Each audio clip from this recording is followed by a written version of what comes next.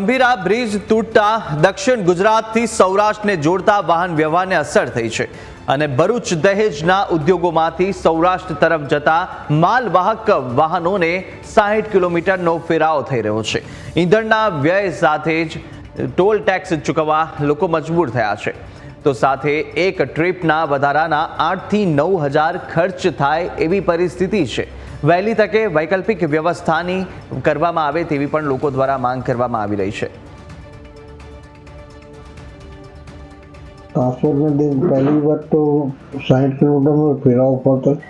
બીજું કે આપણે કરજણ ટોલ ટેક્સ લાગે, વાસદ લાગશે, એટલે ટોલ ટેક્સ ગાડીવાળાને, મોટી ગાડીવાળાને 4000 રૂપિયાનો ટોલ ટેક્સ વધારવાનો આવશે, પ્લસ 4 થી 5000 રૂપિયાનું ડીઝલ એક્સ્ટ્રા જશે।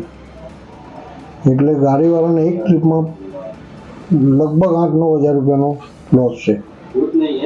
હવે આ લોકોએ શું છે કે કોઈ બીજો કોઈ રસ્તો આપે, કંઈ બરોડા સિટી કે સાઈડનો છે તે લોકો આપે તો થોડો ગાડીવાળાને ફાયદો પડે।